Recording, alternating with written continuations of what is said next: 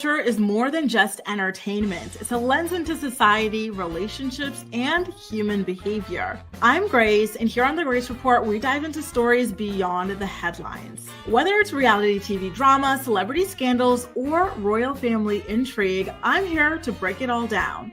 What it means, why it matters, and how it reflects the world we live in. Join the conversation, share your take, and let's make sense of the culture shaping our lives one story at a time. Morning, sunshine. I got a bob, you guys. I went to the hair salon, right? Because I told y'all I had to get my hair relaxed. And so when she relaxed my hair, when she was doing my hair, she was telling me, your hair is so damaged, girl. You have to stop with braids. You have to stop with extensions. It is killing your hair. So I said, all right, fine. So she did my relaxer and she cut off all my dead ends and my hair was dead, you guys. So here I am starting over with a bob and I'm actually really feeling it. One of the major things I'm going to do is ignore all of the advice that I used to listen to on YouTube about all of these steps and these products, this and that. I am going back to basics with the hair grease.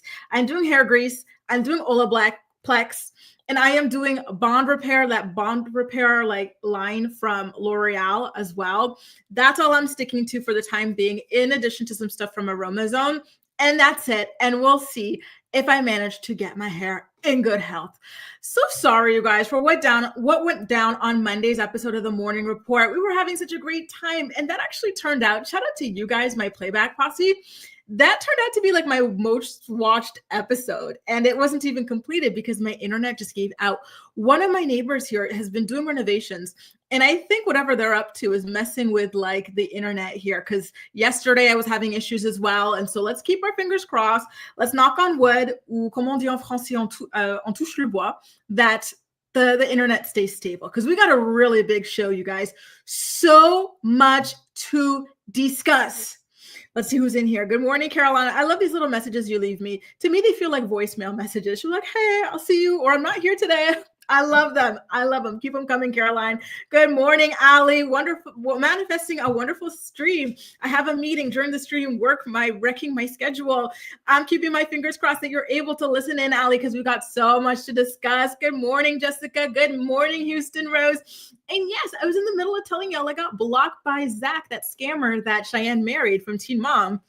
Because he and his friends, they were showing off like all of like their credit cards in Dubai. It was like platinum cards, gold cards, black cards and stuff, right? So they put them out on their arms. And this, I keep telling y'all, this was like one of the funniest things ever. So I just wrote in the comments, I said, I shared it to I didn't put right in the comments. I shared it to my story.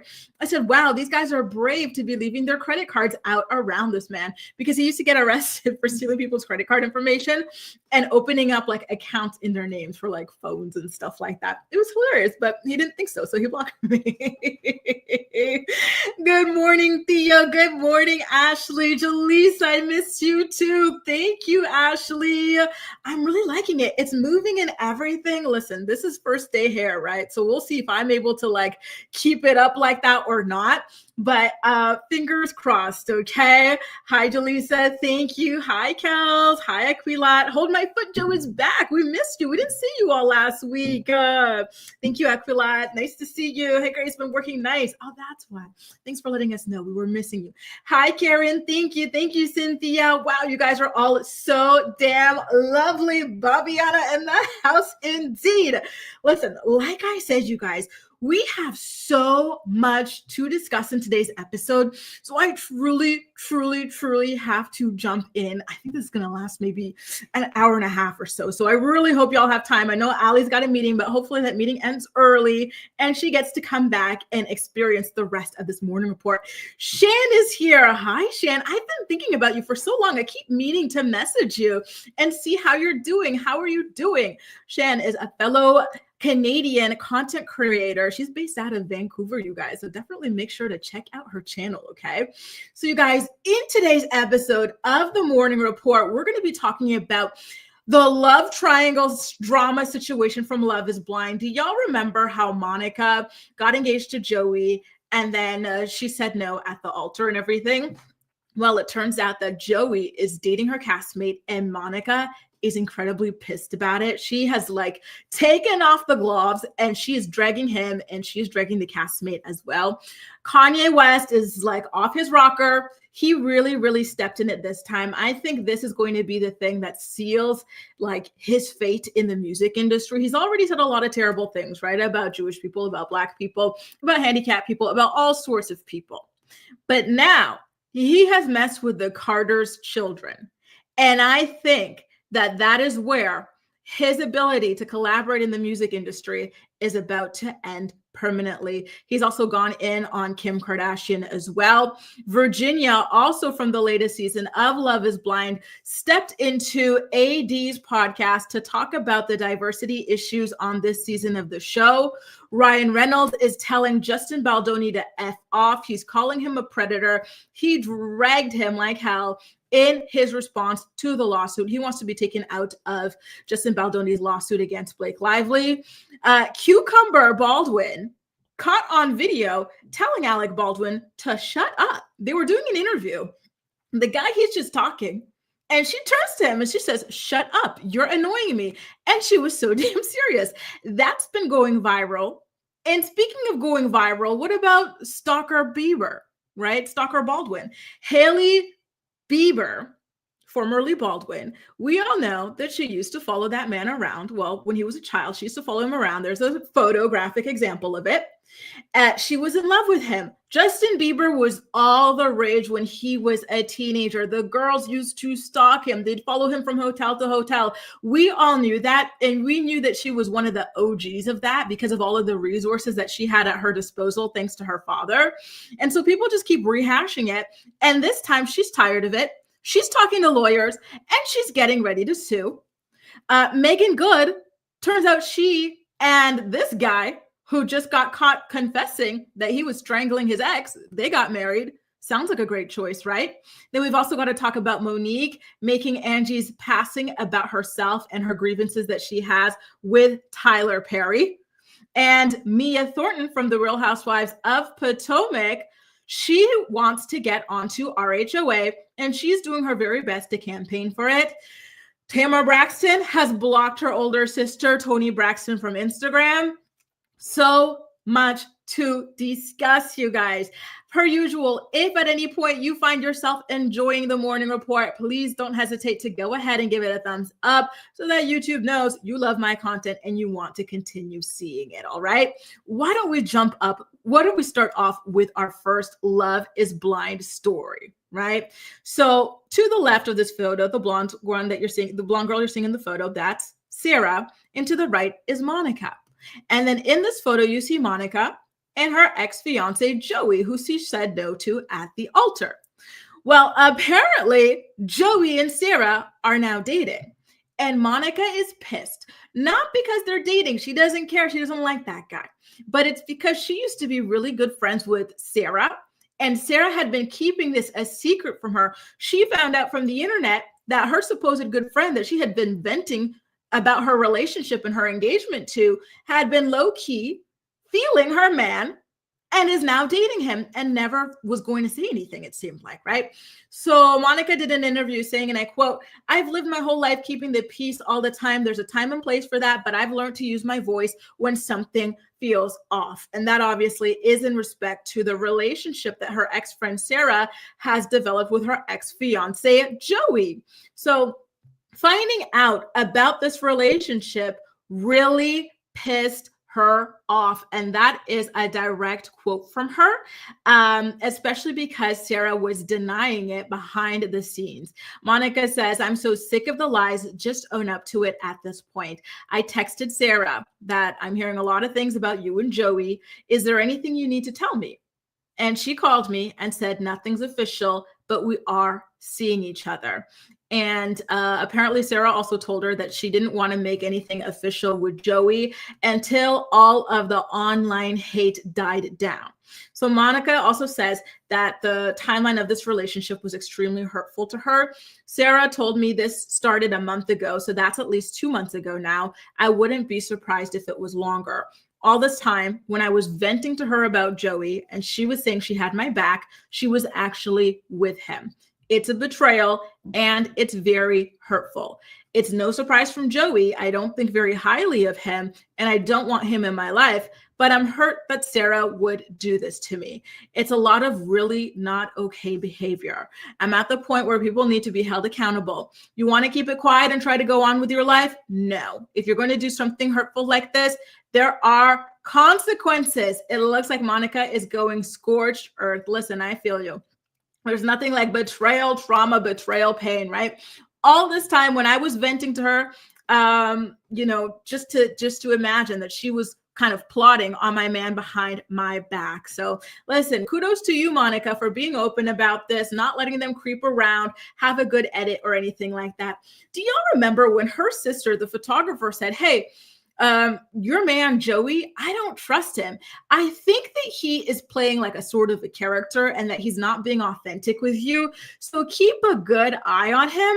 And now look, it turned, and she got dragged a lot on the internet. A lot of people, myself included, thought that she was just jealous, right? Because Joey got into the house.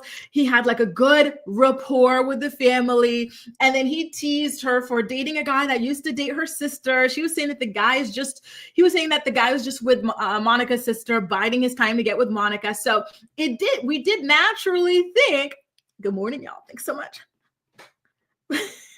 We did naturally think that the sister was kind of hating, right? But now, come to find out, she was right. She had a point. That guy was performative. And you know what? He never came across as serious. So I am happy that she did get to say no at the altar, and it wasn't him, because first of all, him on the longboard down the altar, ick. Wearing that Hawaiian shirt down the thing too. Like, he just tried so hard to be so kooky, to be so this, to be so that. It really did feel like a lot of friend vibes, just someone there for like a good moment or whatever. And I do find it to be very, very strange that that's what Sarah's even into, because, half of her issue with Ben was that Ben doesn't care about anything serious. Like, she's been sort of, so to say, radicalized by like the collective trauma that Americans had been going through during the most recent sort of racial tensions and whatnot. Does Joey look like the type of guy to care about that? No, he really doesn't.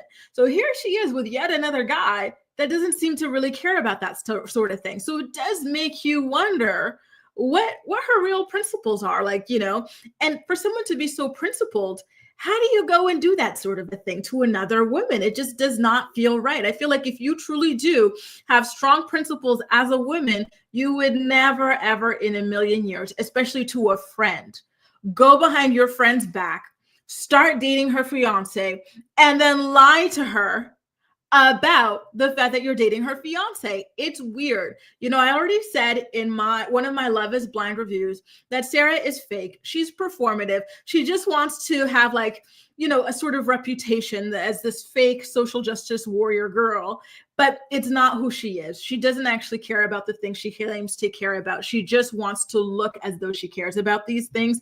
And it's just becoming more and more apparent that she's actually a rather slimy girl. I'm disappointed. You shouldn't be able to do this to a friend. Like, I would just feel too terribly. Listen, all these men in the world, and you're going to go behind a girlfriend's back and snatch, someone. It doesn't matter if she dumped him at the altar. There's still feelings there.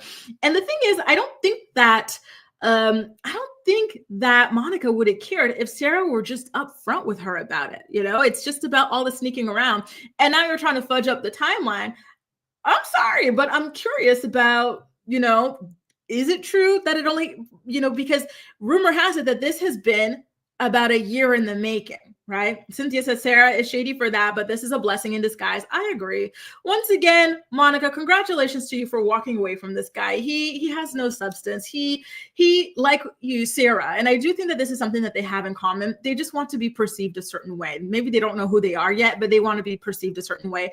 And they're more preoccupied with that than who they actually are in actual character development. Jessica says, I don't see them working out either. Right? It's not happening. And now look, you sullied your reputation. You ruined a great friendship for this guy. I'm sorry, but this guy, really? Anyway, let me sigh, because I'm getting into the Kanye West story next, you guys. And the Kanye West story pisses me off. I hate that so many people find it acceptable to speak about Beyonce and Jay Z's children the way that they speak about Beyonce and Jay Z's children. They are beautiful children. They are children who mind their own rich ass business and do not bother anybody. Yet, for some reason, starting with Blue Ivy, people find it acceptable to come for them and to insult them, for their looks or whatever it might be.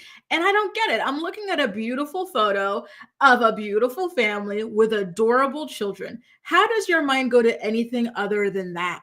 I don't know. I actually had a conversation like this with the boyfriend of one of my friends. He was making comments about Blue Ivy, and I was telling him, no, not at this table. You're going to have to go eat on the floor in the bathroom. If you come for Blue Ivy one more time, that is a child. Shut your mouth about children. Seriously. Okay. So apparently Kanye West is not done spiraling. He really wants to be officially blacklisted from the music industry, because take a look at what he tweeted about Sir and Rumi Carter. And, I should have told you guys, first of all, the language is very, very ugly, and it's very, very upsetting. So keep that in mind. Kanye West tweeted, and I quote, "Wait, has anyone ever seen Jay Z and Beyonce's younger kids? They're R-word. No, like literally, this is why artificial insemination is such a blessing. Having R-word children is a choice." Where does that come from? How do you wake up and think that, feel that way? Then how do you go from even having this sort of a disturbing thought to vocalizing it on the internet? It's insane to me, especially because I'm thinking about the friendship that he once had with the Carters, especially Jay Z. Do y'all remember when Beyonce did her iconic Love on Top performance and she popped open her blouse and she rubbed her belly to announce her pregnancy with Blue Ivy? How overjoyed Kanye was. He was jumping around all up on Jay Z and everything, right? How do you go from that to coming out here and writing that sort of a comment about that man's child, about that man's children? That is just so unhinged, so insane.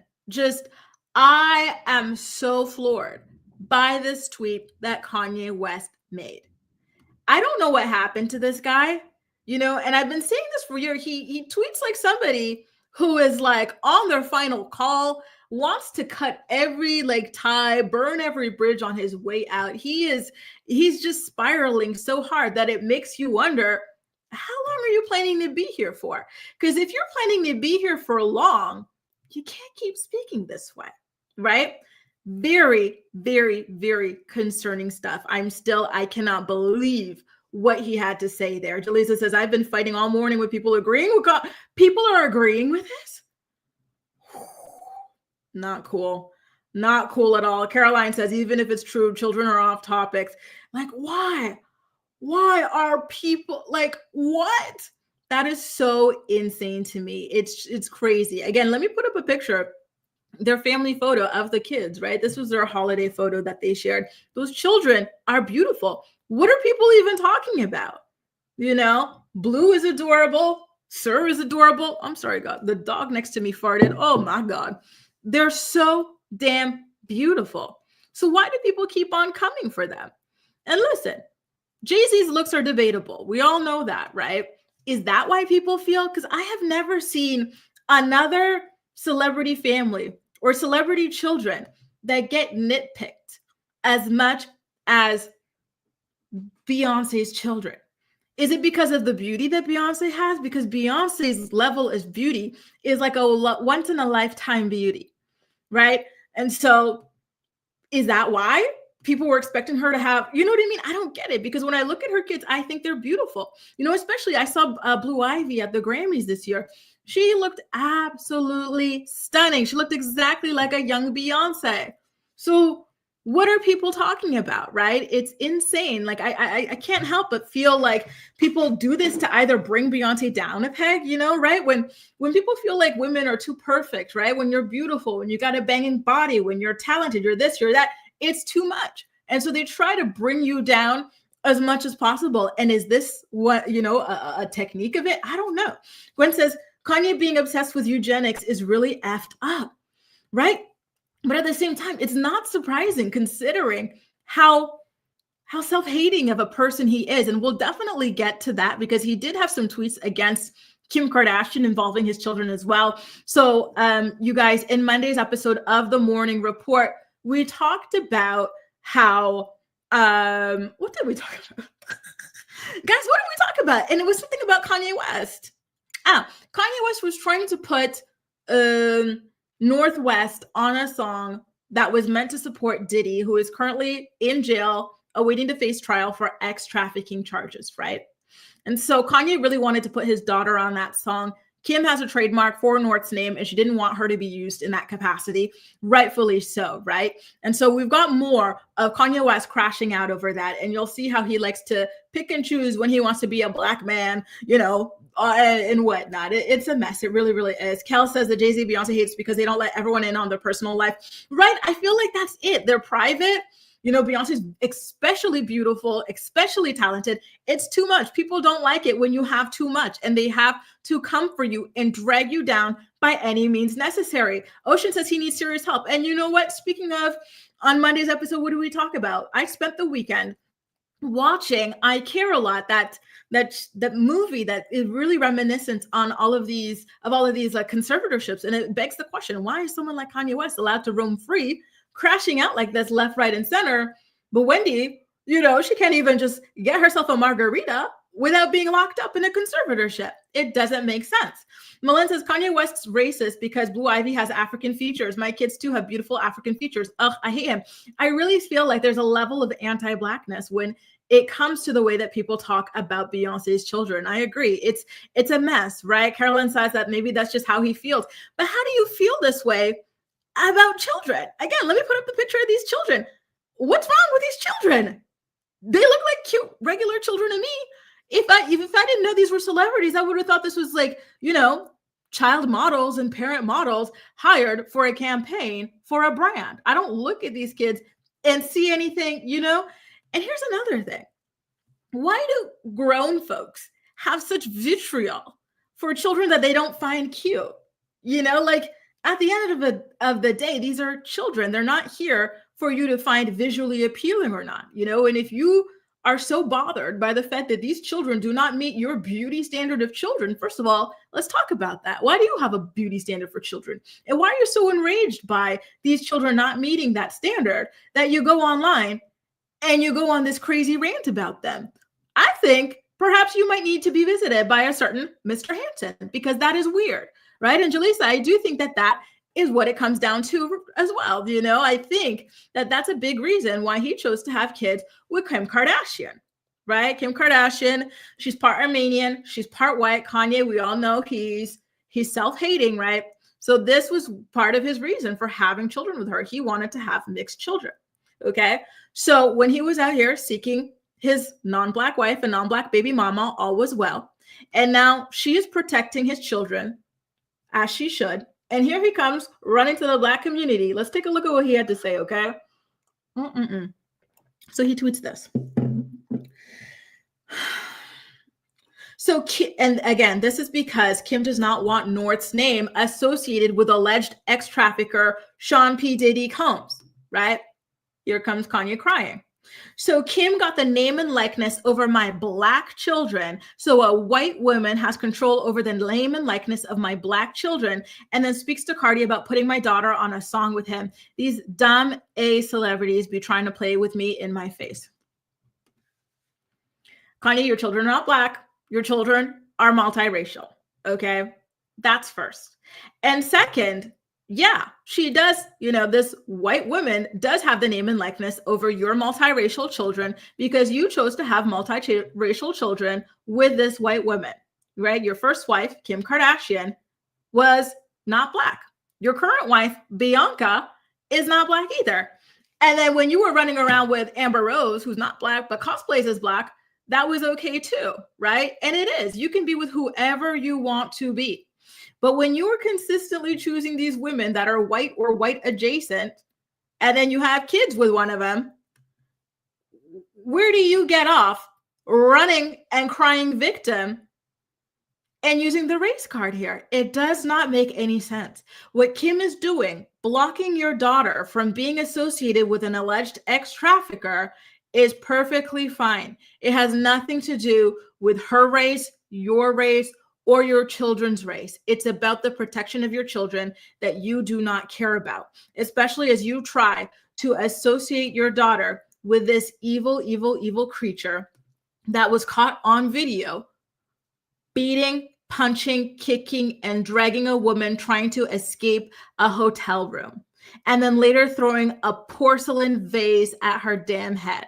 She is protecting your child, and that has nothing at all to do with race. And you very well could have gotten the trademark for these children on your own, but you did not want to. So yes, that white woman was smarter than you were to go and protect the image of your children. Like, I do not get it. I don't get it. If you want to go play in snow, go play in snow and leave us alone. Don't come running back and crying victim, and again, what are you the victim of? What Kim's doing is absolutely amazing. And I hope she sues you so that, you have to pay for featuring her daughter in your nonsense, because there's no reason for Northwest to be associated with Sean P. Diddy Combs. I hope she sues you on behalf of North and takes your money and puts it in North's damn piggy bank. And then I hope that she puts North on a song with Jay Z and Beyonce so that she could drag you in the song. That's too much. It's too much. It's too much. But that's what I'm hoping for, y'all. Because what the hell? Kanye's for sure jealous of the life Beyonce and Jay Z have. They have a respect, and he and Kim were never going to get. His ex is a corn star, and he's a clown, period. Kanye is evil. I agree, right? Very anti-Black. They're cute children. Exactly. What are people talking about? They're weird. Kanye is a creep. I agree. Jay-Z cleans up well. He does indeed. That was a nice photo of him and the family. Thank you, Ina. I don't get it, right? Evil spirit. So it seems like you guys are in agreement, because what the hell was that? This is just so insane to me. It really is. Kel says, why do you feel? Exactly. Why? They're just children. Leave them alone. And even if these children had some sort of mental or physical handicap, what gives anybody the right to go online and make fun of children for that and say, oh, this is why you should have done the artificial insemination and whatnot? Like, that is such a cruel thing to say. That is something that he will never, ever, ever be able to bounce back from. Ever, ever, ever, ever, ever. And so I think at this point that his fate is sealed. I wouldn't even be surprised if Beyonce and Jay Z said, listen, we're not going to work with anybody that works with Kanye moving forward. Can you imagine what would be left? Right? Because Kanye right now, he's already having issues with distribution for his brand. He's having issues with publicity, everything, right? After what he pulled at the Super Bowl. So now and there's many artists who won't even let him sample their music. So now he can't get samples, and we all know he loves samples. He's having issues with distribution. And so if other artists were to say, well, not just other artists, if Jay Z and Beyonce were to have other artists refuse to sign to work with him in any capacity, that this could be the end of him, as it should be, right? The Rabbit says, I think Kim shouldn't be allowed around her own kids. Why is race an issue for you? Why is it an issue? He is with white. Well, that's the thing. Why is it an issue? Why is he making it an issue? The situation with North has nothing to do with race. Kanye just likes to go and cry race whenever he's having an issue with Kim, and then he wants the Black community to back him up, and there's no reason to back him up, because he's wrong. Why should North be featured in a song with P. Diddy? There's no reason. There's no reason, right? It's crazy. And you know what? He's been fanning the flames like this for so long, and people are done with it. And I'm happy that people these days are not falling for it, you know? Honestly, Kanye West, wow. A damn mess. A mess. I don't think he's going to be able to bounce back from this, you guys. I really don't. What he said about these beautiful children is unforgivable. Many of the things that he's been saying over the past several years are unforgivable. And then to come and try and bring race into his issues with Kim. And the main issue is that Kim does not want her daughter featured or seen associating with or perceived as supporting Sean P. Diddy Combs in any capacity. Team Kim, you guys. Team Kim. I hope she sues his ass. I really do. So he can get the hell out of here. Ugh. You guys, we got to get back to Love is Blind. We need a little bit of a palate cleanser at this point. That Kanye West story was just too damn ugly. It was so ugly, okay? Do y'all remember Virginia from the latest season of Love is Blind? Where were they? They were in Minneapolis or something like that? Were they in Minnesota? I think, right? That's where they were, right? Anyway, she had a lot to say about the lack of diversity on this season of the show.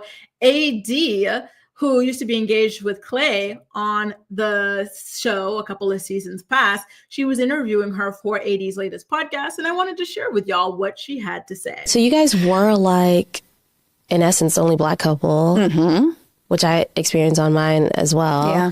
How do you feel about this season being so white? Yeah, it was really unfortunate. Is that like a kind of picture of Minnesota? No. Okay. It's not. Okay. We have the highest Somali demographic. We have the highest Hmong demographic. It's pretty diverse. Yeah. Yeah. So it was unfortunate that there wasn't more diversity on the cast. I think that there were 4 men who may have identified as Black men. So 2 African men and then 2 biracial men. There were more Black women. There were 5 Black women. But the Black men on the cast have said that they usually date white women. Oh. Yeah. So Devin, this wasn't in the final edit, but Devin in the pods tells me that his type is Alicia Keys. Okay. So I'm like, okay, well, he probably gonna like me then, because I fall under that a little bit. But later, I found out very much that he normally dates white women. So a little dishonesty with that, but also it's a problem with diversity in the cast and us, connecting.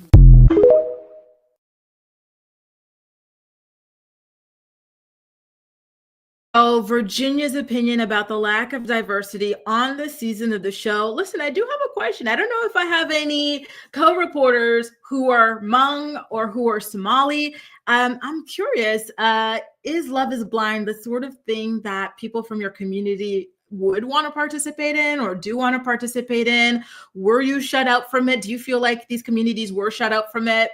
Because I don't know at all, So I do think, okay, yeah, maybe they do have a high proportion of people from these ethnicities and whatnot, but perhaps in these ethnicities, this is just not really their thing, Like, for example, Indian matchmaking, it was really, really big, but you don't really see too many Indian people on Love is Blind or on other dating shows. And I think that typically comes down to cultural reasons, with the exception of Shake, right? Shake was on season 2 of the show, and that guy was a damn mess. But I digress. Jaleesa said, I should be watching Temptation Island. Listen, and you know what? Let me tell you about Temptation Island, Jaleesa. I think I've mentioned this in the past, that there are some shows that I find are a bit, they're very upsetting to me, because I feel like the men on these shows, like their level of narcissism and sadism towards women is very scary to me and alarming to me. And I think that Temptation Island is one of them. So I have been seeing clips of it on TikTok, but essentially on the show, you just see men straight up abusing women, right? Like they're going on the show with their girlfriends of several years and whatnot, and they are just rabidly cheating on them. And these women are being exposed to it. They're having these full-blown meltdowns, and they're just, truly crashing out and truly devastated. And for me as a woman, I find it so hard to watch. I'm very much like scared of that sort of a thing, but I have been seeing some of it. Is that where the Montoya meme is from? Montoya. I think there was like a Latino version of it, but I have been seeing some of these. I saw one where this Black girl, she went in with her boyfriend, and her boyfriend's white. And then in the house, she's watching a video in front of everybody of her boyfriend cheating on her with this like blonde girl. And the boyfriend's telling the blonde girl that that's his usual type and that his girlfriend is not his usual type. I was like, honestly, oh my God, that show, it triggers me so much. It's just so damn scary to me. Just the sociopathy, the lack of empathy that some men have, you know, and I shouldn't even say some, a lot of men have on these reality shows. And I'll say that even Love is Blind is really bad with that. Caroline says Temptation Island, what day channel? Is it not on Netflix, y'all? Let's put Caroline on to that, okay? Right? Not sure why Black women keep going on to that show. I agree. And that's the thing, Kels. Even when they do put Black men on Love is Blind, a lot of them are mentally colonized and not looking for Black women anyway, right? So it is very, very, very alarming. Hey, Kristen, I just watched Temptation Island and I was sucked into it. Oopsie. You know, there was this one show I keep seeing on my TikTok, but I don't know what it is. And it's like, this girl, she's trying to marry a Nigerian guy, and then the mom is screaming at her over how she put the food or didn't put the food away or something like that. Which is that Temptation Island too? I don't know, y'all. Good morning, AJ. Nice to see you, Melen. Por favor, Montoya. Thank you, AJ. Thank y'all so much. You guys, we've got so much more to discuss in today's morning report. Our next story is about Ryan Reynolds telling Justin Baldoni essentially to F off. Justin Baldoni included Ryan Reynolds in a $400 million lawsuit against Ryan's wife, Blake Lively. And Ryan is really fighting for his life in here. He's saying, you need to get me off of this lawsuit. I have the right to insult you after what you did to my wife, or allegedly did, right? So Ryan called Justin thin-skinned, outrage. He says that, yeah, maybe I hurt your feelings, but there's nothing illegal or suable about hurting your feelings. He also called Justin Baldoni a predator, you guys. He says that he stands by what he said. I said what I said. Claims that Justin harassed his wife, Blake, on the set of It Ends With Us. And he says that Ryan, was a, quote, supportive spouse who has witnessed firsthand the emotional, reputational, and financial devastation that his wife, Blake, has suffered. Ryan also accused Justin of attempting to shame him for being the kind of man who's confident enough to listen to the woman in his wife and stand with her. And he also says that he has the right to have a low opinion of Justin Baldoni because of what Justin put his wife, Blake, through. Quote, Mr. Reynolds has a First Amendment right to hold Mr. Baldoni or any man who Mr. Reynolds believes actually harassed his wife in deep disdain. What does Ryan Reynolds have to do with this case, legally speaking, other than being a supportive spouse who has witnessed firsthand the emotional, reputational, and financial devastation Ms. Lively has suffered? Nothing. You guys, listen, I'm not surprised that he's coming out screaming, that he's coming in hot. He wants to be dropped from this lawsuit. It's $400 million on the line. He is well within his rights to fight to the bone to get out of this. Who wants to be on the hook for the $400 million? Whether or not the judge is going to dismiss him is another thing. In fact, I will remind you guys, though, that the New York Times, they wanted to be dismissed, and the judge said, okay, listen, we're not dismissing you outright. However, we're putting things on pause because Justin and his team were supposed to start doing their discovery on the New York Times. But yeah, they managed to pause it for now. So we'll see. Listen, so either the judge is going to agree with Ryan, have him dismissed for the lawsuit, or maybe the judge is going to go the New York Times route, which is, okay, you've made some arguments here. We'll pause so that you don't have to go through discovery, and then we'll reconvene on it. I don't know. But like Theo says, it never ends with us. Gwen says, why do we tolerate these dusty dudes? Agreed. It's so bad. I want to see a show where the women act like the men. I want to see a show where the men are crying, screaming, throwing up because the women are F-boys, you know, like that's, you know, the Montoya thing, that sort of thing. We need to turn the tables around because it's too much. It's always the women suffering and it's so hard to see, right? I really can't. Kayla says, Ryan needs to let it go. Let it go. Let it go. Monica says, "Hey here, I'm late. Saw the membership video. Love the bob. Thanks, Monica. Nice to have you here. Listen, we've got an extra long morning report today, so there is plenty more to come." Theo says, "I'm at the point where I no longer support either side. I detest them all." And listen, I feel you. This has been going on for a very long time, and it's going to continue on for the next year or so. So brace yourself, you guys, for plenty more updates. In fact, I do have another update about this. But I have to help you guys or let you guys take a breather first, okay? Because it is a lot and we are kind of tired right at this point. So why don't we get into Cucumber Baldwin? We're going to get into Cucumber telling her husband, Alec Baldwin, to shut up right there on the red carpet. Then afterwards, we're going to take a break and continue with the rest of our stories, right? So as y'all know, I'm fascinated by Cucumber Baldwin. I find her to be a performance artist of sorts, right? Like what she does with the whole fake identity, fake accent, all this sort of thing. It's very interesting, very riveting to me. So I have been watching their reality show, and it is true that I need to catch up on my recaps for you guys. And she and Alec were recently on a red carpet, and they were answering some questions, and she straight up chastised that man in front of the host, and it was very uncomfortable. It's gone viral, but if you watch the reality show, you know that's just how she talks to this man. Like, I think she low-key hates this man. She does, and we'll get into that later. Watch the clip, and then we'll get into that. It's going to be great. You're a winner. Oh my God, when I'm talking, you're not talking. Sorry. No, when I'm talking, you're not talking. This is why, yes, we'll have to just cut him out of the show. It's going to be great. You're a winner. Oh my God, when I'm talking, you're not talking. Sorry. No, when I'm talking, you're not talking.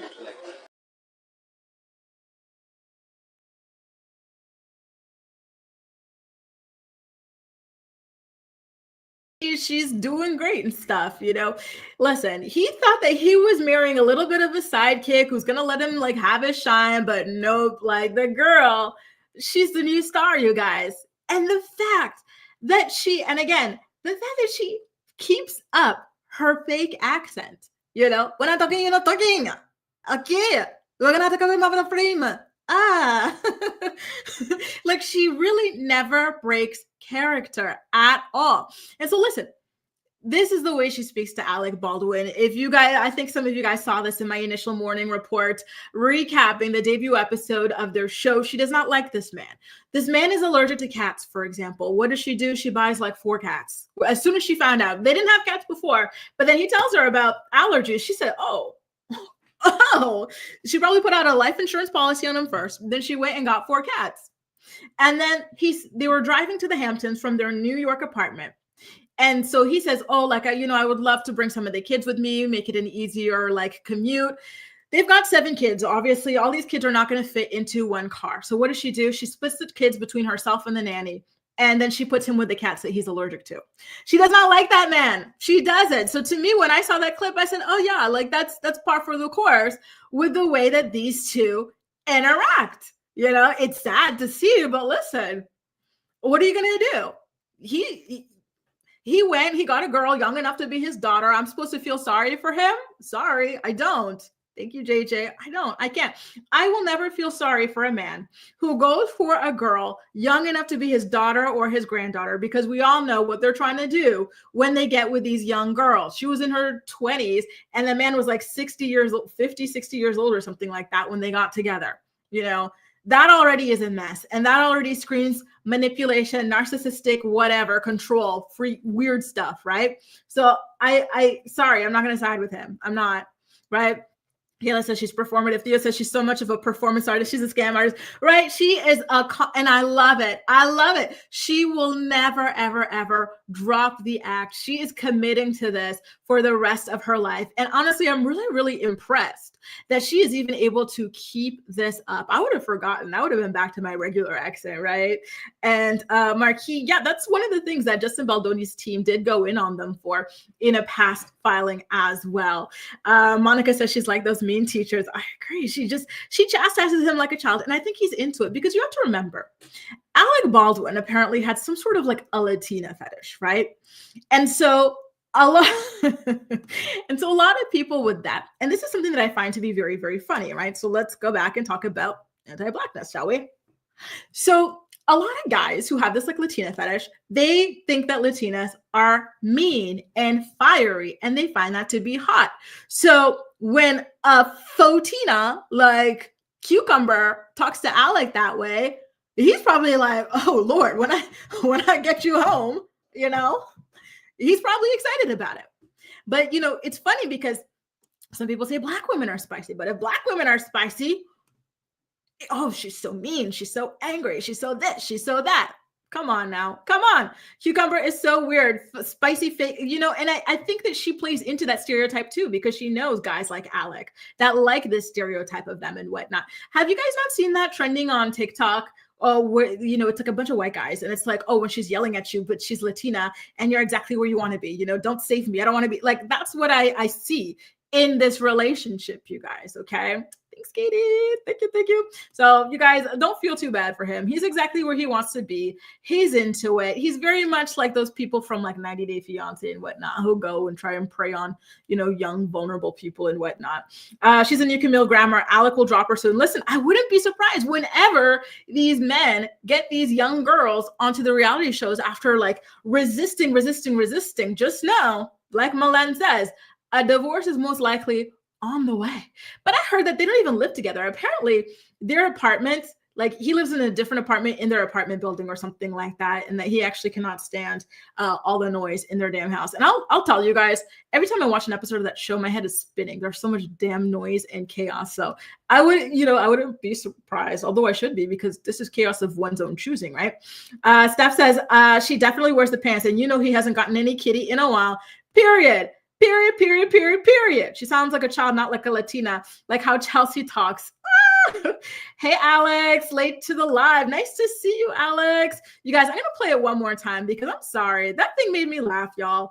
That made me laugh, right? Let's listen to our favorite cucumber loving.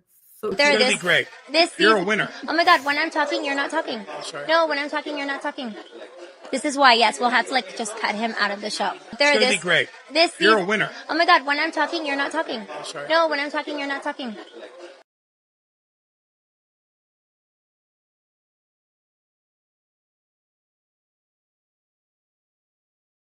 This is what he was looking for when he was on the hunt. Like Theo said, he was looking for Salma Hayek, but he had to settle for this one from Wish, or is it Temu these days? What's that little cheap website that you get these kinds of bootlegs off of? Yasmin, oh, shout out to the Somali community. I don't think the Somali community would take part in shows like Love is Blind, as most of us are Muslim. Exactly, that's what I thought. I feel like, you know, okay, maybe there's a large Somali community, but I just don't see this show being acceptable, you know, culturally speaking. Something like Love is Blind Dubai, maybe, right? Thank you. And by the way, Yasmin, and it's funny, I was just talking to my friend Julie about this, and my sister as well. You know, one thing my friends and myself and my sister will always say, Somali girls do not play fair. Your face cards never decline. I'm telling you, absolutely beautiful. You know, you don't have a picture of yourself up, but I know you're a 10. I know you're a 10 out of 10. You guys, we have to take a little bit of a break, okay? But on the flip side, we have so much to discuss, including Hailey Baldwin has been exposed again for her years of stalking Justin Bieber. And this time she is threatening to sue the people spreading those rumors, not the rumors, the videos about her. Jonathan Majors and Megan Good are married. Girl, what are you doing? And Ryan Reynolds also clapped back about using Justin Baldoni as inspiration for a nice pool. Monique making the death of Angie Stone about herself and her issues with Tyler Perry. Mia from the Real Housewives of Potomac is campaigning hard to join the Real Housewives of Atlanta. And Tamara Braxton has blocked her older sister, Toni Braxton, from Instagram. Stay tuned, you guys. I have to fill up my water. I'm out. And then I'll catch you on the flip side, okay? The Morning Report is brought to you by Philo. Watch your favorite shows and movies from over 70 different channels, including MTV, TLC, WeTV, and more for only $28 a month. Get a free trial today by clicking the link in the description box of this video to get your free trial up and running. Are you looking for the perfect skincare products for women over 30? Look no further than Ruthia. Ruthia is a skincare brand born from love and made for parents. Their flagship product, the Resilience Cream, delivers clinically proven age prevention benefits such as average 14% wrinkle reduction after 4 weeks of use. Click the link below and receive 30% off your first purchase today. Are y'all ready for the Hailey story? So before we even get into it, I do have to ask you, are y'all on TikTok? Did you see that thing? It went viral and it's from YouTube. So it's like a 7-part expose on just Hailey's years of stalking Justin Bieber before like eventually dating and then marrying him, right? And then they talk about her stalking Selena Gomez. Now apparently she's doing that to Sabrina Carpenter, all sorts of things. Well, Hailey's pissed. She is pissed. She is speaking to lawyers and she is getting ready to serve the online people who are talking about her and making videos about her stalking career. Okay. So shout out to TMZ for this exclusive. Let me put up a picture from one of her, her little stalking expositions while I let y'all know what they're saying. TMZ sources are saying that Hailey is sick and tired of the hateful narratives which have dogged her for years and are often revisited. And she's going to try something new and possibly hire an attorney to go after the bloggers and online commenters. We're told the narratives online are doctored and fabricated to make Hailey look bad. And her biggest issue is that misinformation is being taken at face value. We're told Hailey's never wanted to give her haters any of her energy because she feels the narratives are ridiculous and far from the truth. But things are different now because she's a mom. Our sources say Hailey recently reached out to Pitbull attorney Lisa Moore, who famously represented Cardi B in her defamation case against blogger Tasha K. Don't forget, Cardi B won $4 million from Tasha K, okay? Listen, Hailey, girl, how do you sue against the truth?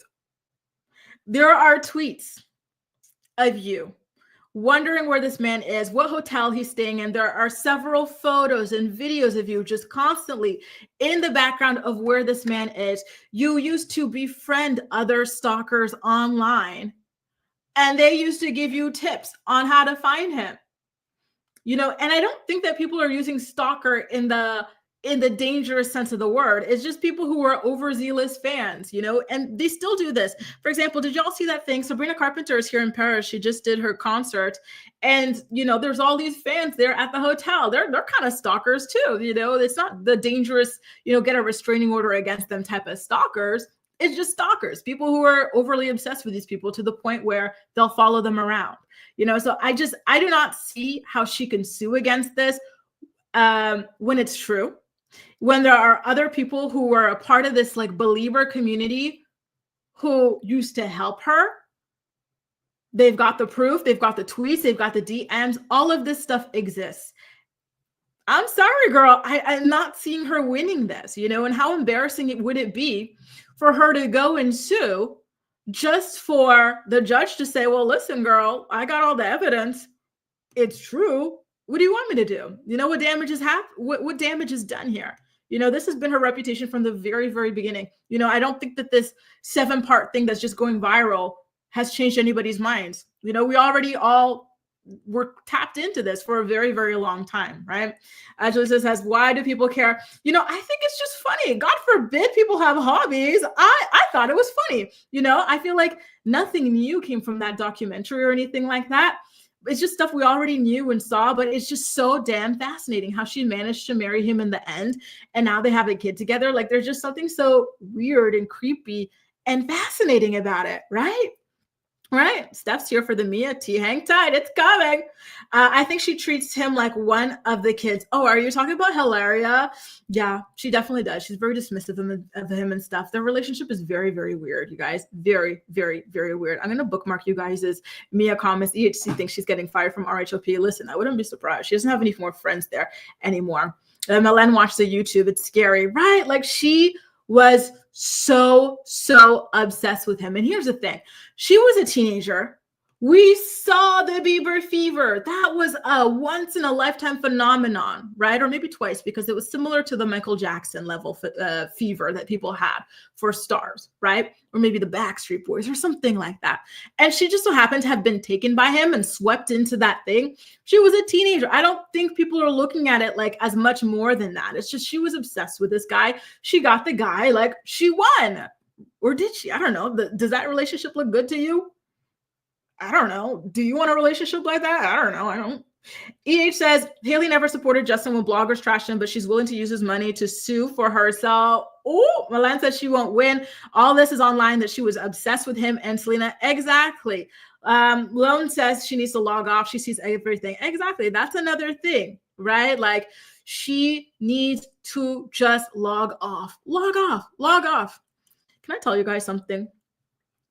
One time I was walking down the street, and you know how like these people with the microphones for their TikToks are always everywhere? Someone came up to me on the street and asked me, like, like if you're, being harassed or this or that on the internet, blah, blah. In my mind, I'm like, just log off, block and log off. Like, you don't have to, but I didn't want to say anything. I said, listen, I'm shy.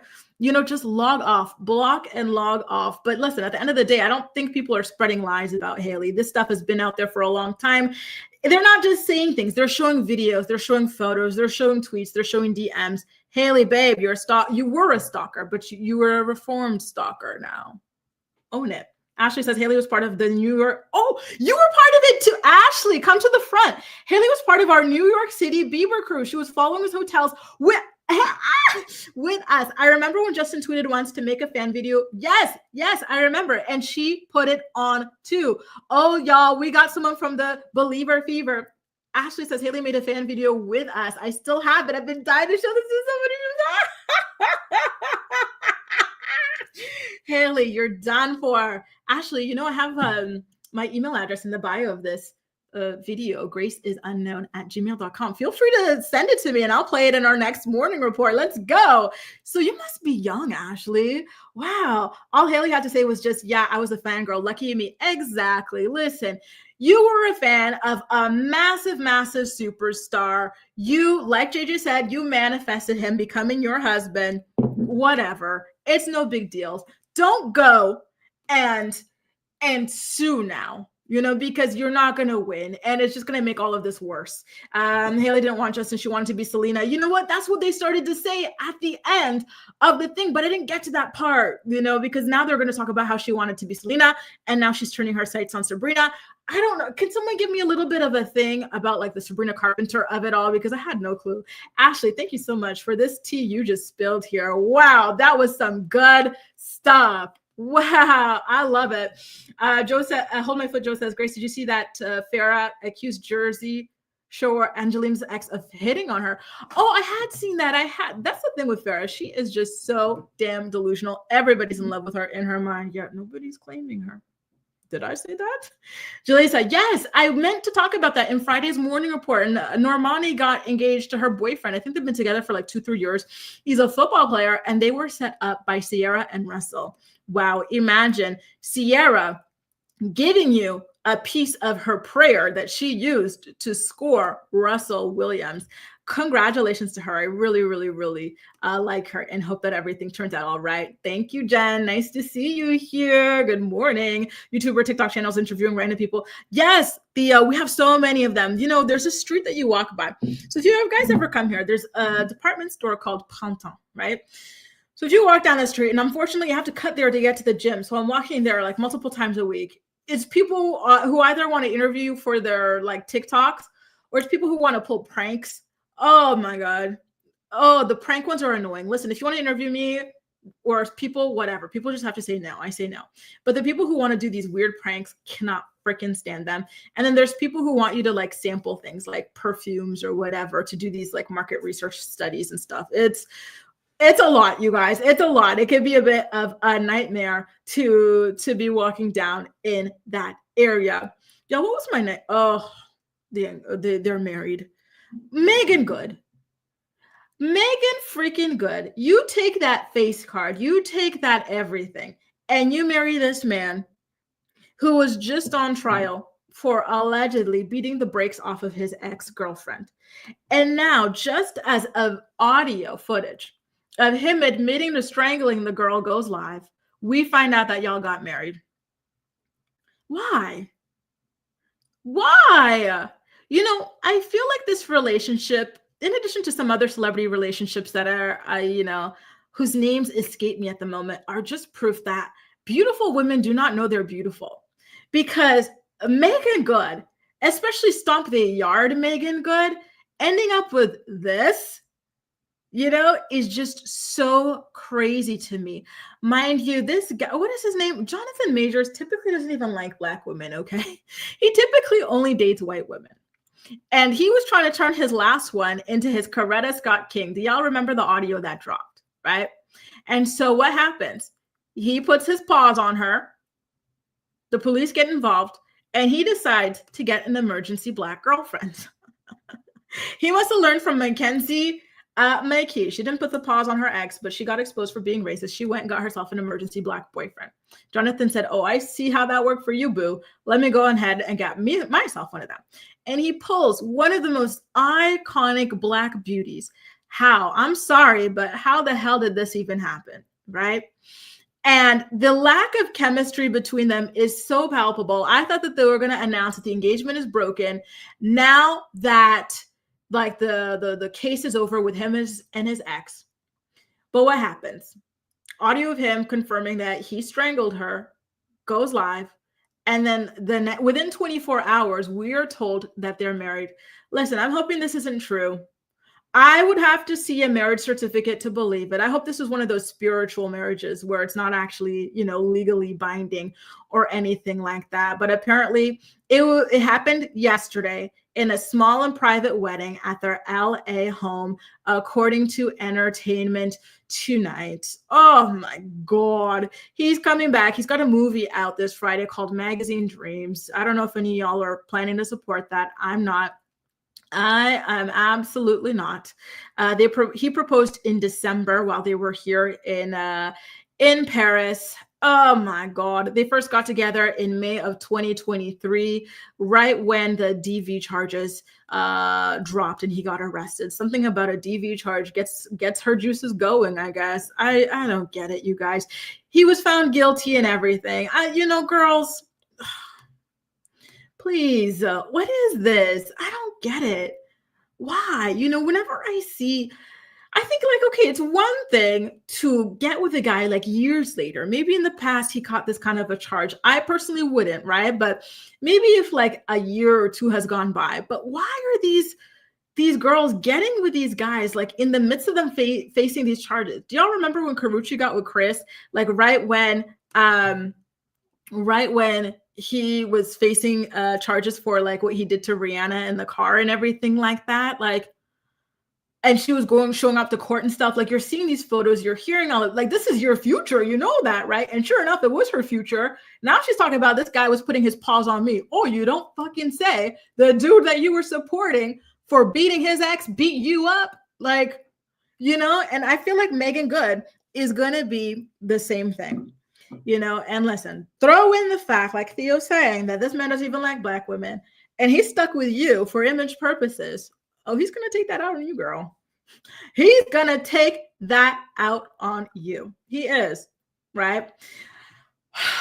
I can't, right? He wanted Grace, not this Grace, not Black Grace. He wanted white Grace to be the modern Coretta Scott King.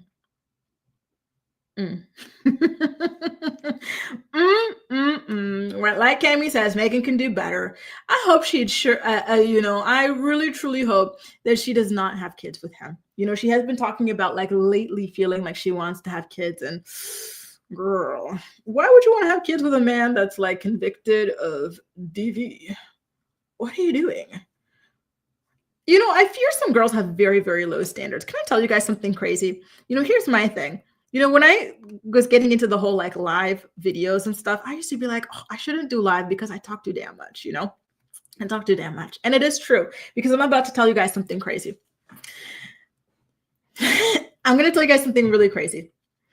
I love Reddit. Okay. And I've been on Reddit since like on and off since like freshman year of uni, which was like 2011. And I know Reddit like the back of my hand, right? And sometimes you see people who leave these comments that are really interesting. Are you guys on Reddit as well? And so you click through and you see like, their post history. So I remember I was on this Reddit. And it's not funny, actually. It's actually really horrific. I was on this Reddit about like dating or something like that. And this guy, he was leaving such like good comments. And I was like, wow, like this guy sounds like a really like thoughtful, like nice guy. Let me see like, you know, all about him, you know, because I'm nosy.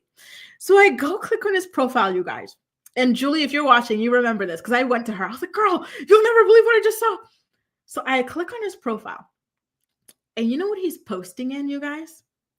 He is posting in support groups. So he's a really thoughtful person, right? He seemed like it anyway. And on the side, he was posting about like in groups for like support for ex-offenders. And so in this group, you see a bunch of these people talking about like how they're like married with these women and they've got these kids. And like a lot of times it's women who are posting like, oh, my husband this, my husband that, my boyfriend this, my boyfriend that. And I'm like, girls, are you guys okay? Like, not only are you getting with these people, but you're having kids with them. And they're talking about like these other, you know, guys, it's really bad. They're talking about like one of the guys, he's like, you know, like, I don't tell anybody about like my registered status or whatever. Like, I'm not a risk. If we do sleepovers at my house, then like I'm either locked away upstairs or I go away, but I'm not telling anybody. And like the girls are really fighting for these guys in there. And, you know, so it just reminds me, obviously, Megan is not in this kind of a situation, right? Like she's not with someone on a registry, like a Nicki Minaj is with someone on a registry. However, she is with someone who was fresh off of these charges or who was freshly facing these charges when she got with him. And it just makes me think of how low collectively women's dating standards are, you guys. Like it is crazy. The things that women will get with just to say they have a damn man. It is insane to me, you guys. Absolutely. And you know, you guys, if you're on Reddit, maybe you check that out, you guys, and you take a look at your neighborhood, go look online. But there's a lot of girls in there fighting tooth and nail over the craziest things. And some of these women already had children. Then they got with these men. I was like, oh my God, like it's bad out here. Like this is even worse than I thought, you guys. It's terrible. Luz says, I'm tired of seeing these successful, beautiful women scrape from exactly. And a lot of these women in that community, they're very successful women too. Like they're not scrubs, you guys. Like it's a scary world out there. The things that people will do, Kels, the things that people will do and put up with just to say they have a man is crazy. Crazy. Malen loves the snark. Oh my God. There's some of them that I could tolerate, but some of them are insane. Speaking of the Cucumber Baldwin one, those girls are upset. It's like, listen, she's just, don't take her so damn seriously, you guys. She's a performance artist, you know? At least I see it anyway. JJ says kids. I hope Megan, yeah, right? I don't hope that, I really, really hope that she doesn't have kids with this guy, but I think that she will. And Jaleesa, I did see it. I wanted to put it in today's morning report, but we've already got so much to discuss. We're 10 minutes over and we're not even close to finishing here. Reddit freaks me out. Listen, yeah, I'm not surprised. Reddit can be a very, very, very scary place. Jen says, no way, even with my kids being grown, big negative, right? As it should be. But when you go and see how many, oh my God, it spooked me. It spooked me so bad. I said, wow, times are tough out here if this is what some people are putting up with and bringing around their family, their friends, their kids. Weird. Anyway, you guys, is this a palate cleanser or no? We're going back to Ryan Reynolds versus Justin Baldoni. Okay, you guys. So Ryan Reynolds, do you guys remember Justin Baldoni is accusing him of bullying him in his Deadpool, nice pool character? Okay, Ryan Reynolds is clapping back about that as well. So once again, a shout out to TMZ for the scoop. Ryan says that Justin is showing his true colors by filing that lawsuit against him. And he's claiming that Justin took his thin-skinned outrage over a movie character and decided to go after Ryan in court. So again, nice pool is like this character that people think makes fun of Justin Baldoni as, quote, a fake feminist and just a fake nice guy, all sorts of things.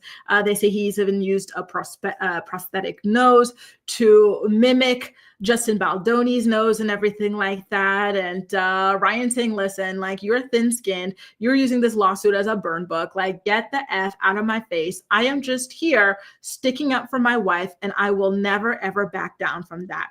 So his lawyers, Mike Gottlieb and Ezra Hudson, are saying, and I quote, Mr. Reynolds has a First Amendment right to express his opinion of Mr. Baldoni, which should be comforting to a group of people who have repeatedly called Ms. Lively and Mr. Reynolds bullies and other names over the past year. A spokesperson for Ryan Reynolds is also saying the claims filed against him are simply a list of grievances attempting to shame Mr. Reynolds for being the man Mr. Baldoni has built his brand pretending to be, which is a man who is confident enough to listen to the woman in his life. They are going very, very hard on this man. Listen, I hope they're telling the truth. At the end of the day, there's his side, her side, and Ryan's side, and the truth, right? And we are not yet privy to the truth. But with $400 million being on the line, they better be careful here, especially with some of the things that they're saying that might be judged as a little bit overboard by the judge. They're all really doing this in the theater of all of us because they know that we all have access to these lawsuits and these filings, to all of these filings. And I think that the judge is going to reprimand them eventually, not just Blake and Ryan, but also Justin potentially, because his side is rather dramatic as well. You guys, I don't know why I forgot to put up this picture. Hang on, let me pull it up. So do y'all remember how Monique has this like long-standing feud with, not Usher. Why am I thinking of Usher? She's got this long-standing feud with Tyler Perry and Oprah. And do y'all remember how legendary singer Angie Stone recently passed away? Well, for one reason or another, Monique decided to take her passing and use it as another opportunity to come for Tyler Perry. And yeah, I want to share it with you guys. Let's take a look at exactly what it is that she said. I'm not going to read it all. She went on forever and ever and ever. So she took a screen grab from the Jasmine brand showing Tyler Perry giving a speech in honor of Angie Stone at her memorial, saying that he's angry at the way that she was treated. And so Monique says, this is an open letter to Tyler Perry. We would like to give our heartfelt condolences to Angie Stone's family and friends. Now, Tyler Perry, let me redirect my attention to you. I recently watched your heartfelt speech at Angie's funeral where you expressed frustration over her mistreatment by the music industry. It struck me and my husband, Sydney, as poignant, but also made us reflect on some unsettling discrepancies in your actions towards me. Me. Number one, you expressed anger over her mistreatment, yet you labeled me difficult to work with despite never having worked with me. How can you condemn poor treatments of others when you've imposed the same on me? We have audio of you admitting you were wrong. Number two, you asked, where's the money she's owed? Well, where's my public apology that you promised in 2016? Like I said, I'm not reading it all. It's too long. Number three, you mentioned being tired of us not receiving the benefits we deserve, yet you asked me to promote Precious for free without a contract or compensation, which highlights your double standard. Well, you just said in number one that you never worked with him. So what is it? You worked with him or you didn't? Number four, you said we should be careful in how we treat children of God. As a man of faith, where's your responsibility to act with love and truth? You promised me an apology years ago, but it is yet to come. So she really, truly made Angie Stone's funeral and the passing of Angie Stone about her decades-long feud with Tyler Perry. And here's the thing. Maybe she and Tyler Perry do not gel, do not match, whatever, and they had this falling out decades ago. But one thing about Tyler Perry is that he's got a massive reputation for doing right by the people who work for him. You know, speaking of Megan Good, she said that she was never paid what she was worth before she worked with Tyler Perry. Cicely Tyson, a legendary actress, was paid $1 million by Tyler Perry just because he felt she deserved it and she had never received it. There are so many talented Black actors in Hollywood who are severely underpaid, who have said that Tyler Perry is the only one that properly pays them, including Tia. Girl, she just will not stop farting, you guys. I'm ready to fight her. I'm ready to square up. Do you guys remember Tia Mowry? Her husband, her ex-husband, Corey Hartrick, he's been working, little roles for a long time. And he said nobody ever paid him what Tyler Perry paid him. So, okay, maybe it didn't work out between Monique and Tyler, but move on. Move on. It has been like 20 freaking years. You went on Shannon, what's his face's show. You talked about it there. You talked about it in your special. Move on. You do not have to take every opportunity to talk about this one thing, you know, like if you are so great to work with, I'm sure somebody else would have volunteered to work with you by now, yet you are exactly where you are, right? Just as it bothers me that I agree with Monique's issues with Tyler Perry, but Angie Stone's memorial was not the correct time. It was in such poor taste. There's no reason to go and hijack someone else's passing and make it about yourself. Julissa thinks Tyler Perry is performative. Kel says Angie Stone never behaved the way Monique has been carrying on for over 16 years. 16 years. Steph says Mo could have posted this separately. Malen says, let it go by the great poet Elsa from Arundel. I am tired, Monique. I supported her at the start, but not anymore. I agree, you guys. At first, I was Team Monique, but it's too much.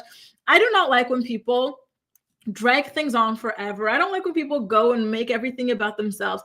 And people who always have to be the victim. Portia, you guys know I can't stand her from the Real Housewives of Atlanta. And this is one of the reasons. She is always the victim. She can go run after somebody else's husband, find out like all this stuff after the fact because she wanted him for the money, and it blows up in her face and she's the victim. You know, look what how she treated Dennis on the show. Then on her spinoff show, she tried to fight him. She tried to fight his mom. And now she's the victim because Drew's filming scenes about singing with Dennis and it looks crazy. Yeah, when she was running after another, you know, housewife friend of's husband, that wasn't crazy and that was fake. You know, always the victim. It's too much, you guys. I'm sorry, but her energy is so heavy. It's like just this dark, heavy cloud. And I can't. He says Tyler Perry deserves to get called out for his hypocrisy and manipulative. Does he though? But because I always thought he was treating people well. So many artists, actors, and everybody have said that he treats them well.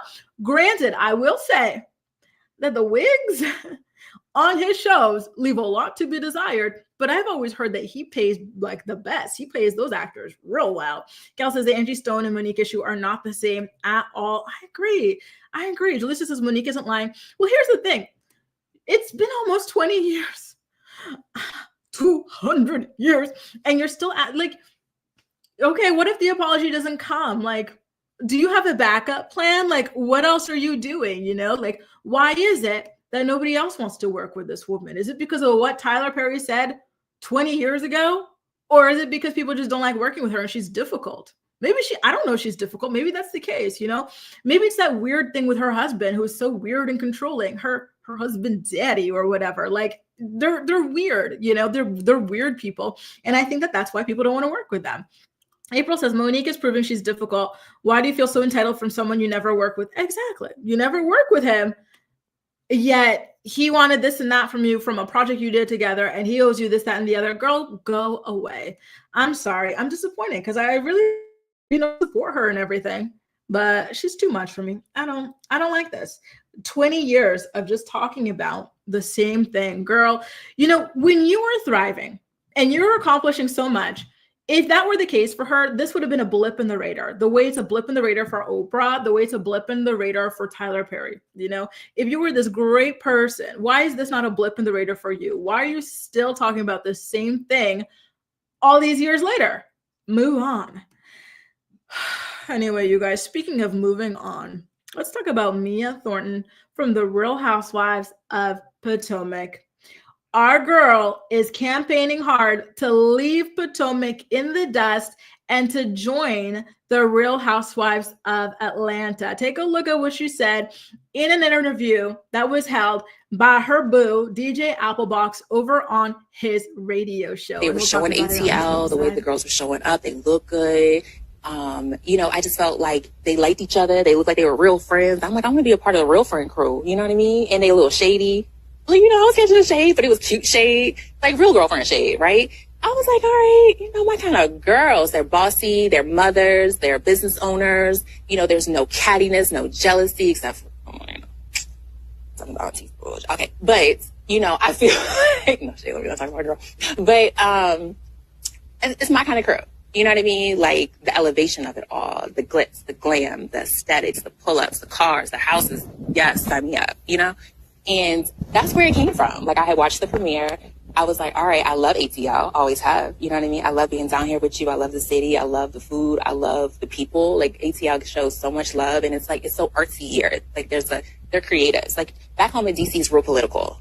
Y'all know I don't do politics, okay? Keep me out of the circle, right? Art and entertainment, that I can do. Okay. Do you have a connection with any of the housewives on the cast of this season?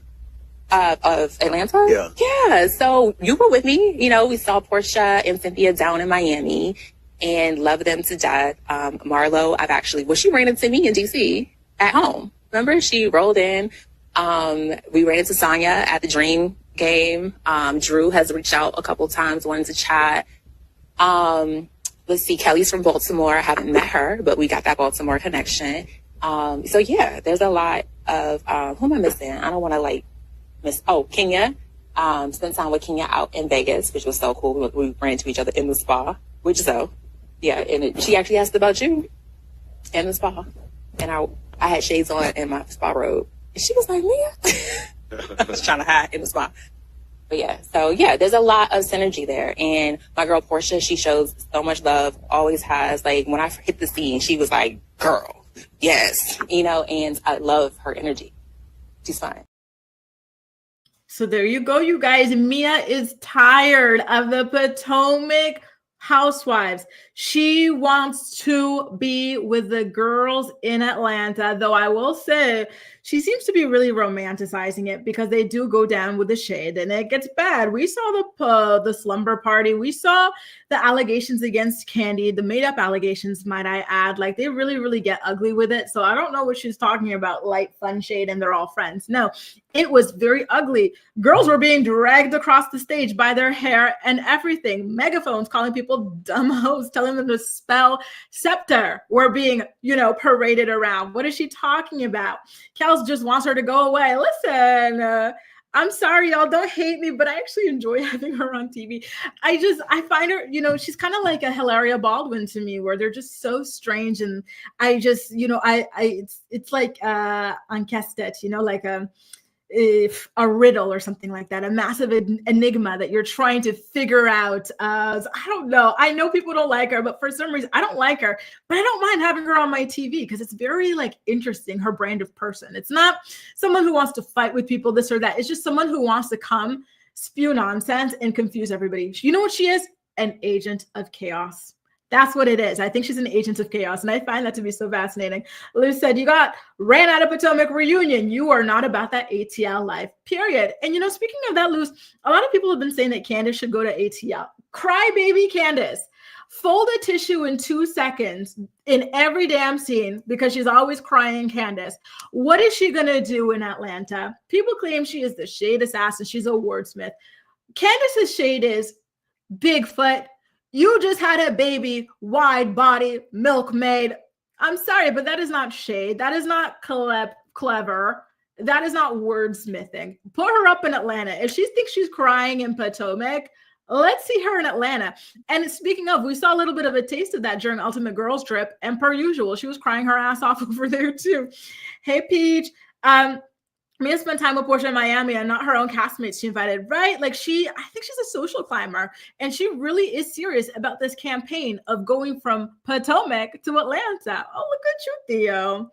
Theo wants to let us know he could spell scepter.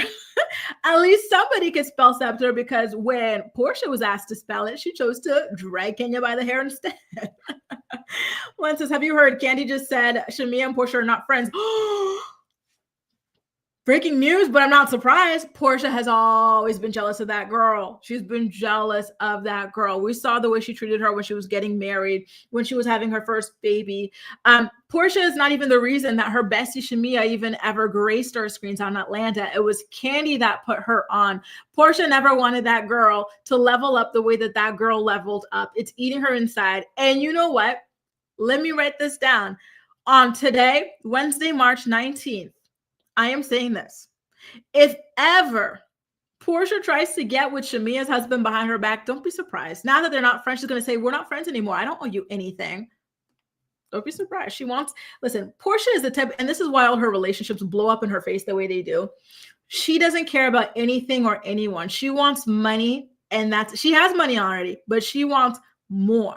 She wants a man's money more than anything in the world. She doesn't care what she has to do to get it. Remember, TMZ exposed her for having that grandpa who was married to somebody else buy her a Rolls Royce. Like, this is a woman with no scruples.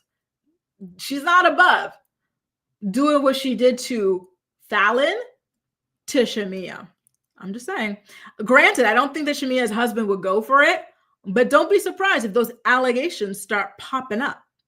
Kel says all that surgery Mia had is making her look like a well, you know what, Kels, the Atlanta girlies were shocking me with that, because you don't typically associate all that like chopped and screw plastic surgery with like the Atlanta girls or anything like that. So when this season premiered, I said, who the, what in the jigsaw?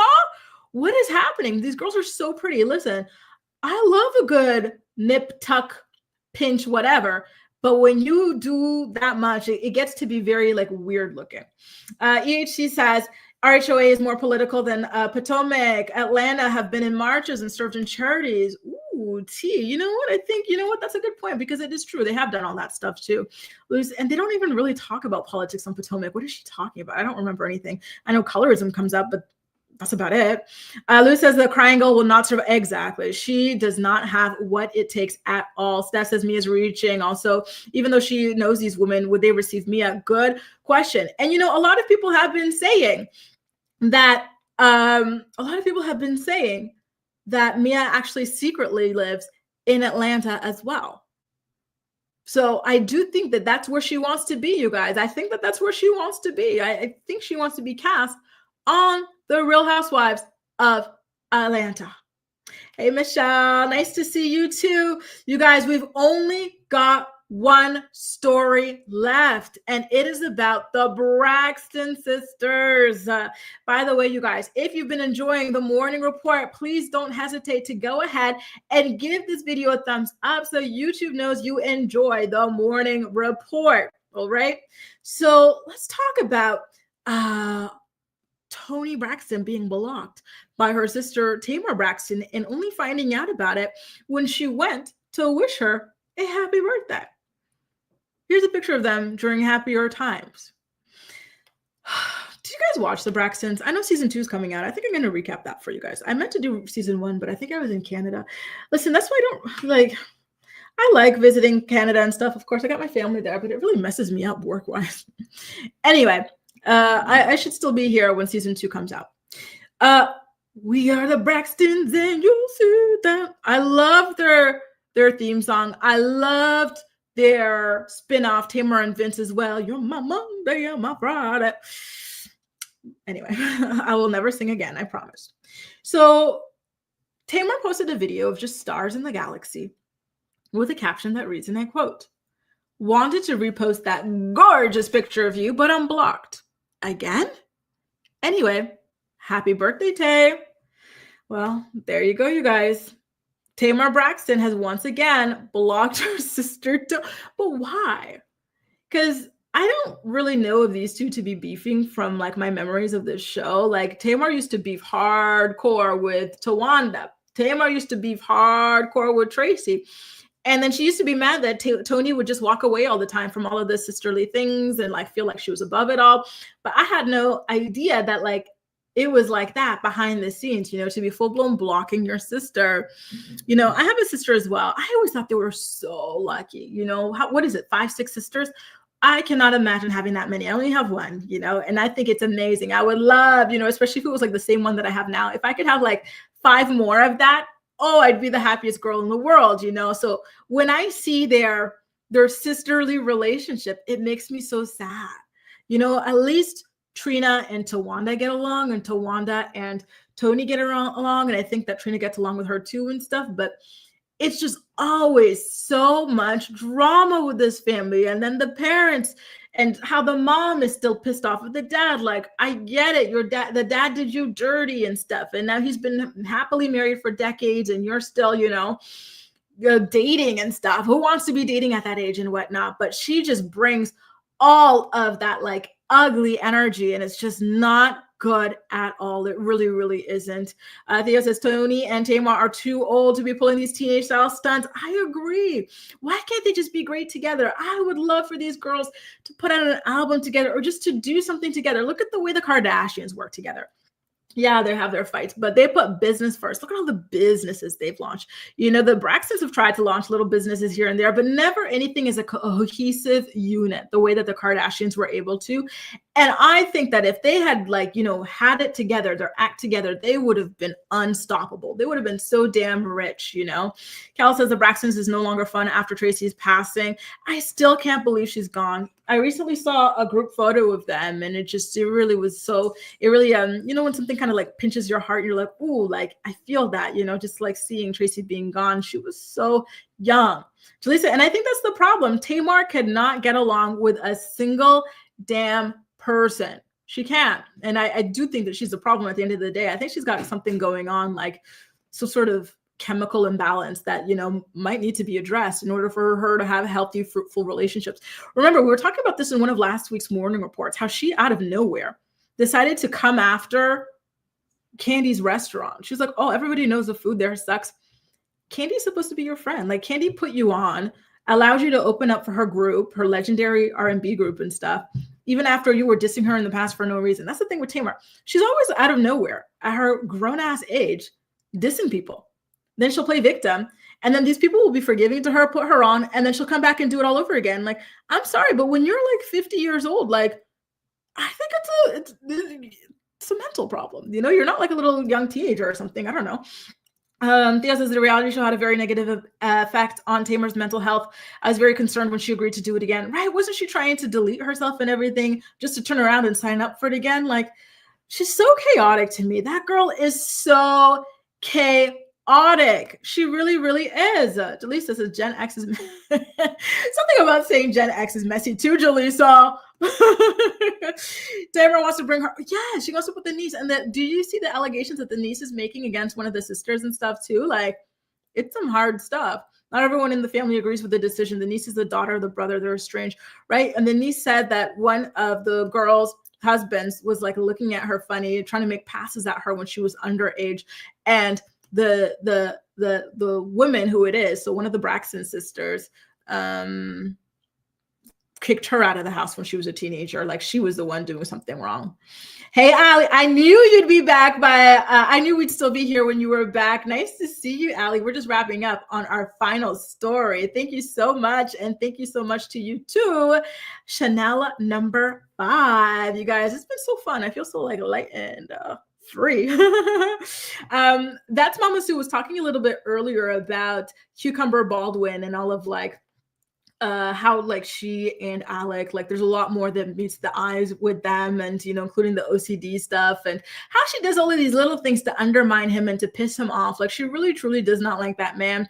I do have to catch up on that episode. In fact, I think right after this, I'm going to do a recap of Gypsy Rose's show. Then I'm going to go catch up on the Baldwin show, and then start recapping that stuff again. Because I actually do genuinely enjoy the show, and I am genuinely fascinated by all of it. And I think there's some other shows that I need to get in on. Speaking of, you guys, if you guys are looking for something interesting to watch, I recommend on Netflix a show called Unlocked. So basically, there's a prison, and these people, they're in for real crimes, y'all. Some of these people are red rumming people and whatnot. And they're trying to see if these prisoners can handle having more than 1 hour per day of freedom. And not only that, but to govern themselves without constantly being watched over by guards and stuff. And I binged that hardcore Monday and Tuesday, actually. So if you guys are looking for something to watch that's rather fascinating, I would definitely get into that one, right? And I agree with Stephanie that that Hailey should have deleted traces of her stalkation. EHC Bunny says Shamia said her birthday party was the first time Portia was in her $9 million home. Ooh, isn't that crazy? She's been living there for a while now, right? And your bestie hasn't been there, and y'all both have kids. You would be thinking that they have like play dates and stuff. Listen, I wouldn't be surprised if Shamia didn't trust Portia in her house. We all saw what happened when Portia got into Fallon's house, took a look at the finishings, the crown molding, the tiles. She said, I want this for myself. And she bounced on her man and got it for herself, moved into that house within months, right? So I wouldn't be surprised if I had listen, first of all, I wouldn't have a friend like Portia. Y'all know me. I don't like trifling people. Didn't I tell you I had not even one of my first friend here in France. Unfortunately, we had to do a friend breakup because she's dating a married man with kids. And that's the second time she's dating a married man. And I said, oh, I can't get with this. I can't rock with this. This is weird behavior to me. You know, it's against my principles. What do I talk to someone like this about, you know, when I'm like secretly judging, you know? I can't. April says Tamar has a jealous spirit. I agree. You know, it's just very, very like bad vibes. And it's disappointing because when the show debuted, she was my fave. I loved her. I loved her voice. I watched her spinoff. I loved everything about her. So everything that she's become right now is just so disappointing to me. She had so much potential. Tamar, yeah, she had a problem with everybody. And don't forget, she had a problem with K. Michelle. She had a problem, listen, with Chris Brown, but who cares about that? With Candy, problems with everybody. And then she's always the victim. I don't like people like that, where they're involved in all sorts of madness, yet it's never their fault, right? Star says Cal's the niece was already on the show several episodes. She's really beautiful, by the way. Ashley, I think her name is. Their mom is their downfall, right? Yeah, the mom is very, very bitter, and she really doesn't try to help lift their spirit. She's very like, and I hate that. Didn't they do that type of thing with kids? Ooh, Allie, what you talking about, Willis? What you talking about, Willis? Brittany and her man watched Unlocked too. So, right, I really, really liked it. I'm very, very, very fascinated by all of it. And I really hope to find something else like that. So if you like that, Brittany, I don't know if you watched Lenox Hill. It's not like the same concept, but like it just reminded me for some reason of that. It was that documentary about the hospital where they do research on cancer and stuff. And then like there's a plot twist. One of the best documentaries I've ever watched too. So just a little FYI on that as well. Right. Yeah, I can't do it, you guys. I don't like trifling people, you know, and I have very strong principles and that sort of thing I can't support. The crazy on the first episode, Portia said, I like how you added this to the den upstairs. Did she? I'm going to have to go back and watch to see. There's another comment that I wanted to get into, but Star, that's what I wanted to say. Star, how are you doing? I hope you're doing well, and that you're still keeping your spirits high and everything, and that you're managing to navigate everything. Hope you're doing well. You know what? I don't know where you're at, but here the weather is getting better and sunnier and warmer. So if that's the same case for you, take advantage of it. Melen says, will I be back? Yes. So I will be back tomorrow. It's going to be 11 a.m. EST, okay? So yeah, for tomorrow and for Friday as well, you guys. And then I think at the end of the month, when we finally go through our own time change, we'll be back to 10 a.m. Eastern Standard Time, okay?